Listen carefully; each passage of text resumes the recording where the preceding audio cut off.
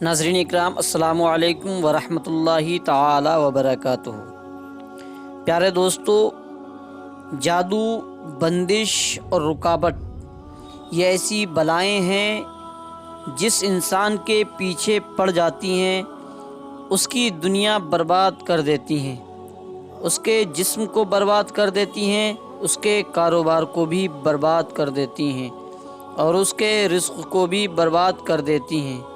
नाज़रीन इकराम, अगर बंदे पर जादू हो जाए या रुकावट हो जाए या बंदिश हो जाए तो फिर उसकी ज़िंदगी जहन्नम बनकर रह जाती है, उसकी ज़िंदगी तबाह बर्बाद हो जाती है। ना ही उसको कुछ अच्छा लगता है और वो तन्हाई में रहना पसंद करता है, ना वो किसी की कोई बात सुनना चाहता है और ना ही वो किसी से कुछ कहना चाहता है। प्यारे दोस्तों, अगर इंसान के जिस्म पर जादू हो जाता है या नज़र बद लग जाती है तो फिर उसके जिस्म में तरह तरह की बीमारियां, तरह तरह की परेशानियां आना शुरू हो जाती हैं। हमेशा परेशानियों में घिरा रहता है, हमेशा बीमारियों में घिरा रहता है।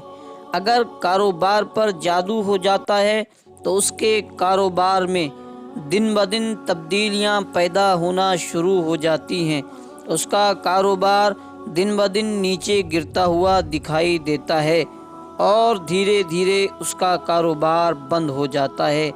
अगर दुकान पर जादू करा दिया जाता है तो धीरे धीरे दुकान बंद हो जाती है। ये होता है जादू। नाज़रीन इकराम, आप समझ गए होंगे कि जादू, बंदिश, रुकावट ये कितनी ख़तरनाक बला हैं।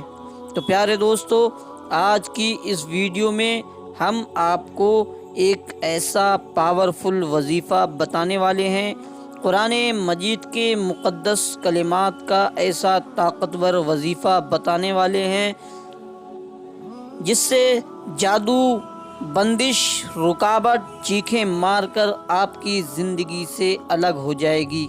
जी हाँ दोस्तों, आज की इस वीडियो में हम आप हजरात को नीम के 7 पत्तों का ऐसा वजीफ़ा बताने वाले हैं जिसको कोई शख्स एक बार कर लेता है तो जादू, बंदिश, रुकावट उसकी ज़िंदगी से हमेशा के लिए ख़त्म हो जाएगी और उसकी परेशानियां आसानियों में तब्दील हो जाएंगी।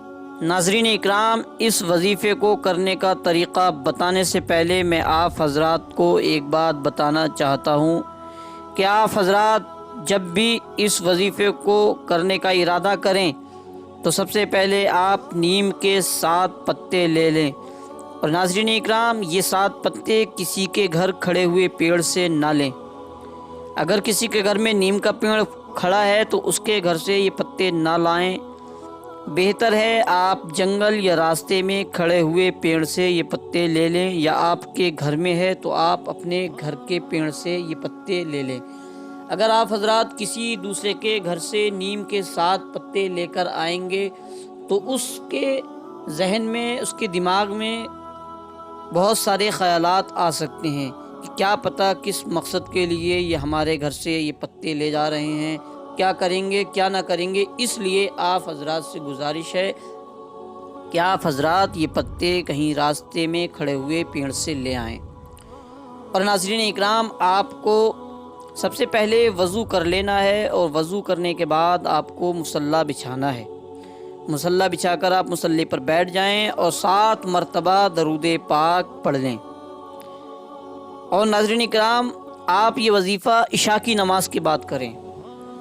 वैसे तो आप फजर की नमाज के बाद भी इस वजीफ़े को कर सकते हैं, ज़ुहर की नमाज के बाद भी इस वजीफ़े को कर सकते हैं, लेकिन बेहतर जो वक्त है इस वजीफ़े के लिए, बेहतर जो टाइम है वो इशा की नमाज के बाद है। इशा की नमाज के बाद तुरंत आप इस वजीफ़े को कर लें। 7 मरतबा दरूद पाक पढ़ लें।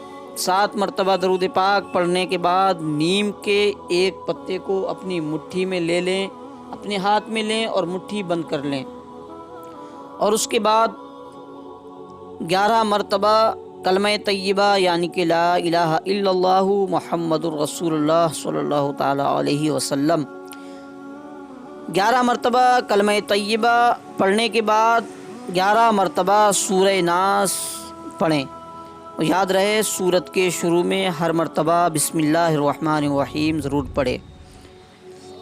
سورہ ناس میں آپ کو پڑھ کر بھی بتا دیتا ہوں، اور آپ حضرات کو ویڈیو کی اسکرین پر بھی نظر آ جائے گی، آپ حضرات کو آسانی ہوگی۔ اگر آپ اس کا اسکرین شاٹ لے لیں تو پڑھنے میں آپ کو آسانی ہوگی، یا قرآن پاک میں آپ دیکھ کر پڑھ سکتے ہیں 11 مرتبہ سورہ ناس پڑھ کر میں آپ کو بتا دیتا ہوں۔ بسم اللہ الرحمن الرحیم، قل اعوذ برب الناس ملک الناس الہ الناس من شر الوسواس الخناس الذی یوسوس فی صدور الناس من الجنۃ والناس۔ تو ناظرین اکرام، پڑھنے کے بعد آپ اس پتے پر دم کر دیں 7 مرتبہ اور اس پتے کو رکھ دیں۔ پھر اسی طرح دوسرا پتا اٹھائیں، اپنے ہاتھ میں لیں، مٹھی کو بند کریں اور 11 مرتبہ کلمہ طیبہ اور 11 مرتبہ سورہ ناس پڑھ لیں۔ پڑھنے کے بعد 7 مرتبہ آپ اس پتے پر دم کر دیں اور اس کو ایک سائیڈ رکھ دیں۔ اسی طرح سے آپ کو ایک ایک کر کے 7 پتوں پر یہ وظیفہ، یہ عمل آپ کو پڑھنا ہے۔ اسی طرح سے ہر پتے پر آپ کو 11 مرتبہ کلمہ شریف اور 11 مرتبہ سورہ ناس پڑھنا ہے، اور اس پر 7 مرتبہ دم کر کے ایک سائیڈ رکھ دینا ہے۔ اور آخر میں جب آخری پتا آپ پڑھ رہے ہوں، 7واں پتا آپ کے ہاتھ میں ہو، تو آپ 11 مرتبہ کلمہ طیبہ اور 11 مرتبہ سورہ ناس پڑھنے کے بعد آخر میں 7 مرتبہ درود پاک پڑھ لیں اور اس پتے پر دم کر دیں۔ باقی سب پتوں پر آپ دم۔ ناظرین اکرام، پتوں پر دم کرنے کے بعد آپ کا وظیفہ مکمل ہو گیا۔ اب آپ حضرات کو ان پتوں کا کیا کرنا ہے اس کے بارے میں بھی میں آپ حضرات کو بتا دیتا ہوں۔ تو ناظرین اکرام، جو شخص آپ کے گھر میں بیمار ہے یا جس پر جادو کا اثر ہے یا جس کے لیے آپ نے یہ وظیفہ کیا ہے، جو شخص بیمار رہتا ہے یا جس پر جادو کا اثر ہے، تو اس کو آپ جب وہ نہائے تو آپ ان پتوں کو اس کے پانی میں ڈال دیں اور وہ ان پتوں کے پانی سے نہا لے۔ یعنی آپ بالٹی لیں اور ان میں یہ پتے ڈال دیں اور اس کے پانی سے وہ غسل کر لے۔ انشاءاللہ تبارک و تعالی اگر اس پہ کسی بھی طرح کا جادو یا جو بھی اثر ہے، جنات، جادو جنات کے اثرات ہیں، سارے وہ انشاءاللہ اس وظیفے کی برکت سے ختم ہو جائیں گے۔